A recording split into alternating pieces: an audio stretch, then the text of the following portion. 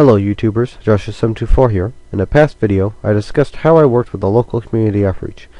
Well, I went by there one day and found this. It's a Mad Catz MC2 racing wheel for the PS2. Now, I knew I could get it to work with my PC, because I had a PS2 to USB adapter that worked with my PS2 gamepad. It was just a matter of seeing if the key mapping would work similar to a PS2 gamepad, of which it did. Now, this steering wheel will be perfect except for one thing. It didn't have pedals. The way things work at the outreach is that they sell whatever gets donated. If only some of a device is donated, they try to sell it as is. As such, I was lucky to get so much as even the steering wheel. Now, at this point, you'd figure that this would be it. I have the steering wheel and that's all I'm going to get. Fortunately, thanks to eBay, that's not the end of the story. First item I bid on was a Mad Catz steering wheel that was in the same MC2 model line as mine was. It was just a Microcon variation that was smaller than the MC2. I figured I had a really good chance of the pedals working with my steering wheel if they were from the same model range. It didn't. However, I don't consider it a loss because it was only $20 and it fits my sister's lap. I then knuckle down and look for a pedal that has the same sticker decal as my steering wheel. I find one. The Mad Catz logo on the sticker is the same, the MC2 is the same, and the background is the same. So for all intents and purposes, it should work. It didn't. At this point, I started wondering what I did wrong. I had the serendipitous thought to try the MC2 pedals on the Microcon wheel. I did, and my PC recognized the pedal presses as corresponding to certain button presses on the calibration screen.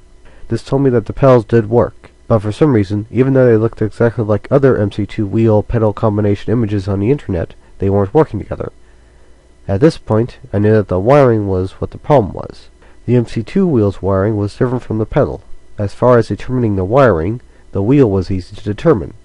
It had some Phillips screws holding the bottom closed. Just take those off and examine the wiring of the connector. It was a D-sub type male, so that made it easy to see where the wiring was going. 1 right pedal, 5 ground, and 7 left pedal. As for checking the wiring in the pedals, well, I didn't want to take off the rubber feet. Fortunately, the pedals worked on the Microcon. So just open up the Microcon and see how the wires were wired. 1 ground, 2 3.5 volts, 3 left pedal, and 4 right pedal. So the wiring on the MC2 wheel was different as compared to the MC2 pedals. Obviously, it was a slightly different variation because it was designed for a different console or had a later or earlier model. At this point, I should let you know that long hours of tinkering ended up with me taking a very different route as compared to what I started out on. I don't recommend it unless you know what you're doing and you don't mind being truthful when you sell it on eBay. Because the connection is a D-sub connection, it makes it easier to build a cable to connect it to the pedals.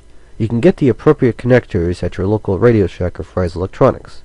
At Radio Shack, look for their parts drawers. At Fry's Electronics, they have whole shelves dedicated to the parts. The D-sub connectors will probably be separate from the hood. For the connectors, you'll have two options, clampable or solderable. I was recommended clampable because it's a better mechanical connection. As for hoods, I found 3 options, plastic, metallized, or metal. You can go ahead with plastic because it's cheap and its only importance will be covering the wires. The hood may come with plastic holders to hold the connector in place. Either find ones without that or just cut that off once you buy it because it will need to be flush with the wheel port. Also, make sure that it has anchoring screws long enough that you can manually screw it into the screw holes on the wheel port, or just look around for some connectors that have that and cannibalize those. I wired up the cable so that the pins on the wheel will connect with the pins on the pedal. I plug it into my PC, and because it's an MC2, I have to switch it to the right mode to be able to read the pedals as readable signals. My PC reads it as analog right, forwards, and backwards.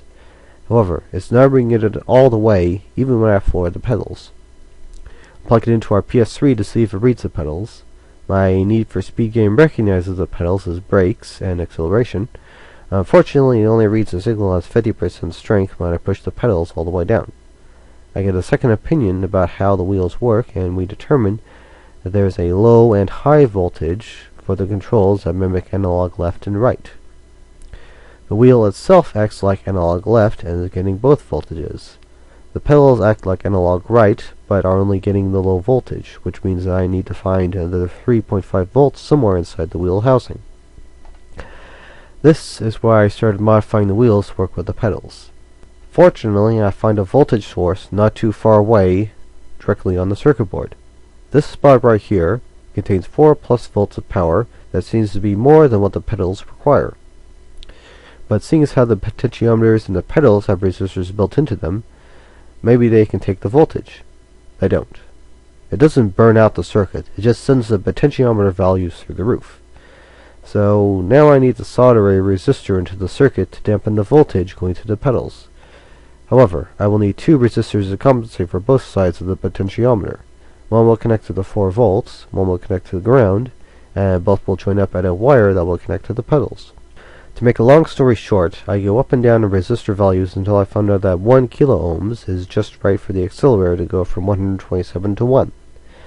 Unfortunately, the brake is more difficult. The highest value I can get from the pedals is 160 at 3.9 kilo ohms. Any lower and the potentiometer goes nuts. I am told that the potentiometer needs equal value resistors on both sides. However, with resistor values this different, it may require more work than just putting a resistor between a 4 volt junction and a 3.5 volt input. I decided that this is good enough for the time being, and modified the existing D-sub port on the wheel so that it was wired for 1, 2, 3, and 4 instead of 1, 5, and 7. Anyways, if any of you find yourselves in a similar position, being nerds you probably will, here are my notes.